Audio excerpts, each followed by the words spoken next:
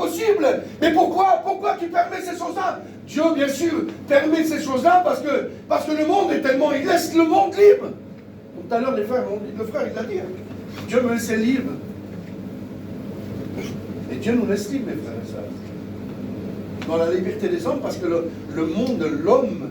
Et vous savez, lorsque...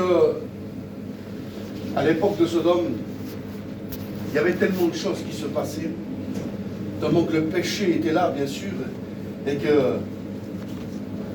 c'était quelque chose de terrible. Quelque chose de terrible. Parce que les gens vivaient dans le péché complètement. Et actuellement, je vous dis, excusez-moi mes frères et sœurs de parler comme ça, je le dis parce que c'est la parole du Seigneur. Les gens, bien, il y a trop de choses qui vivent, il y a trop de gens qui vivent dans le péché, tout simplement. Et il vient me penser, bien sûr, que j'ai prêché il y a quelque temps. Et je disais aux chrétiens, trop de choses sont cachées. Sont cachées aux yeux des hommes, sont cachées aux yeux des hommes, bien sûr, aux yeux des pasteurs, aux yeux des chrétiens, et bien sûr, on vit une vie, bien sûr, cachée. Mais Dieu le sait, lui. Il voit tout, il connaît tout. Alors, bien sûr, on cache, mais quelque part, Dieu nous voit. Il sait comment on est. Il connaît notre vie, bien sûr, il sait comment on marche, et il sait comment on va avec, et ce qu'on est en train de faire. Il sait ce que tu penses. Ce que tu caches, je ne sais pas, excusez-moi Seigneur, mais je parle comme ça, je suis obligé de parler. Et je dis, excusez-moi, mais je me laisse guider par l'Esprit du Seigneur, je ne devrais même pas dire ça. Je laisse parler le Seigneur, tout simplement. Ce que tu caches, Dieu n'en veut pas. Il le sait. La Bible dit que tout est à nu à découvert devant lui. Rien n'est caché. Tout est à nu à découvert. Ce que tu fais tout seul, Dieu le sait. Même que les pasteurs ne te voient pas, mais le Saint-Esprit, lui, il sait tout, il voit tout, il connaît tout. Parce que le Saint-Esprit, vous savez, il ne nous lâche pas, lui. Il ne nous lâche pas.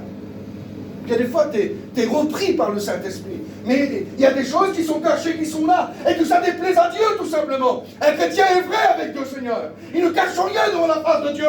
Il est libre dans son cœur. Il n'est pas lié, il n'est pas attaché. Il est libre, tout simplement. Parce que Christ l'a libéré. Amen. Alléluia. Alléluia. Libéré par le Christ, il n'y a rien qui m'atteint, il n'y a rien qui peut me toucher, il n'y a rien caché devant la face de Dieu. Je suis libre dans mon cœur. Je peux proclamer et je peux dire ce qui est vrai dans mon cœur. À cause que des choses sont cachées, les chrétiens ne vivent plus la vie vraiment comme ils devraient la vivre. Alors il faudrait bien, qu'est-ce qu'il faudrait faire? Il faudrait s'arrêter de cacher les choses et de mettre à nu, à découvert, en disant Seigneur, je veux que tu me libères, tu m'enlèves ces choses-là. Amen. Que personne ne voit. Et qu'il n'y a que moi seul, que je suis en train de les faire, que je suis en train de les commettre et en train de pratiquer, je voudrais que tu me les enlèves. C'est ça le Seigneur, tout simplement. On ne peut pas cacher au Seigneur Jésus-Christ. On a peur du pasteur, on a peur des pasteurs, on a peur des frères qui sont un petit peu, qui ont du zèle dans leur cœur. Hein? On a peur de ces personnes-là, parce qu'on a peur qu'ils nous découvrent, qu'ils voient des choses. Alors on fait les choses un petit peu cachées. Et lorsque bien sûr le moment est venu, eh bien sûr dans l'assemblée, on paraît bien. Mais en réalité, on est détruit dans notre cœur. On est détruit dans notre cœur. Parce qu'il y a des choses qui nous font mal et qu'on ne peut pas le dire et qu'on ne peut pas le faire voir. Et ça, il n'y a que Dieu qui peut nous en débarrasser. Et ça, ce matin, bien sûr, Dieu voudrait tout simplement que ces choses cachées, voudrait que tu les ôtes. Amen. Parce que lui, il les voit. Ne t'inquiète pas d'un homme, parce que l'homme, bien sûr, Dieu peut s'en servir, Dieu peut te dévoiler un instant même s'il veut. Un instant même, il peut dire même ton nom, en disant, se servant d'un serviteur de Dieu, en disant, ce que tu commets n'est pas juste devant la face de Dieu. Mais Dieu, lui, dans la liberté qu'il nous laisse, il permet, en disant, de prêcher, d'annoncer, et de te voir comme, parce que la Bible, la parole de Dieu est un miroir, pour que tu te vois dedans à l'intérieur. Amen. Alors ce matin, tout simplement, Dieu voudrait que tu abandonnes, que tu délaisses, et que tu laisses bien sûr des choses qui déplaisent. Et bien sûr, lorsque bien sûr, il vient de cette pensée, lorsque Ananias et Saphira, bien sûr, ils étaient là, ils ont vendu dans leur terrain. Alors bien sûr, ils ont dû comploter un petit peu ensemble, tous les deux. Ils ont caché quelque chose, ils cachent quelque chose. Alors ils complotent un petit peu en disant, ah ben écoute-toi, on va monter quelque chose. Toi, tu vas dire, on va dire comme ça, devant les prédicateurs. Tout simplement, on va dire qu'on l'a vendu tel prix. Mais une partie, on va le garder. Une partie, on va garder. On va mettre de côté. Alors bien sûr, et cette partie-là, on va la donner. On va aller devant l'apôtre et on va lui dire, tiens, voilà, on a vendu le champ. Voilà, tiens, ce qu'on en a tiré. Et bien sûr, voilà, on n'a rien. On n'a rien pris. Ah, je m'imagine, hein, il n'a pas dit ça. Mais je m'imagine un petit peu qu'ils ont calculé ce qu'ils ont fait. Ils ont caché quelque chose. Alors ils cachent quelque chose, et ils arrivent devant le serviteur, bien sûr, il dit, voilà, tiens, regarde, on a travaillé fort, hein, je le dis, on a travaillé fort. Et bien sûr, ça a été difficile de pouvoir vendre ce terrain-là, mais regarde, tu vois, on donne tout à Dieu. On donne tout. Tout ce qu'on a, on le donne. Tiens, on dépose à tes pieds. Alors Ananias, bien sûr, il est là, lui, il est fier parce qu'il apporte quelque chose. Mais quelque part, il a caché quelque chose, il a caché. Mais Dieu a tout vu, Dieu voit tout, Dieu connaît tout. Alors à un certain moment, Dieu révèle bien sûr à l'apôtre, et le Saint-Esprit révèle à l'apôtre. Et l'apôtre dit tout simplement, Ananias, c'est pas possible que tu arrives à mentir au Saint-Esprit. Regarde ce que tu es en train de faire, regarde ce que tu es en train de dire. C'est pas possible. Ananias, ça va pas, c'est pas bien ce que tu es en train de faire. Et bien sûr, il est en train de lui dire, mais Ananias, mais comment qu'il a dû être surpris? Parce que mes frères et sœurs, vous savez, mais des fois on est surpris de ce que Dieu est en train de nous dire. On est surpris lorsque le serviteur prêche, qu'il annonce, qu'il dit des choses que souvent de fois qu'on a chez nous. C'est vers nous, c'est pas vers les autres, c'est vers nous. Ça se passe chez nous, ça se passe dans notre foyer, ça se passe dans notre vie, ça se passe dans notre maison, ça se passe dans notre campine, ça se passe chez nous. Alors bien sûr, on est étonné. Et on se dit, c'est pas possible, mais comment qu'il sait, lui? C'est pas lui qui le sait, c'est Dieu. Amen. Amen. C'est pas le serviteur qui le sait, c'est Dieu. Alors Pierre, bien sûr, l'apôtre, il est en train de dire, et tout simplement, il est en train de révéler en disant, mais c'est pas possible, qu'est-ce que tu es en train de faire? Le Saint-Esprit est en train de parler. Et puis, bien sûr, dans son étonnement, il dit, mais il veut mentir quand même, il veut continuer. Qu'est-ce qu'il a dû dire encore? Qu'est-ce qu'il a dû proclamer encore? Jusqu'à un point qu'il meurt, que la mort l'atteint. Si c'est la mort du corps, c'est rien du tout. Et si l'âme est touchée à cause de ça. Si l'âme est touchée, parce que la Bible dit tout simplement, parce que lorsqu'on ment au Saint-Esprit, la Bible dit qu'aucun menteur rentre dans le royaume des cieux. C'est impossible.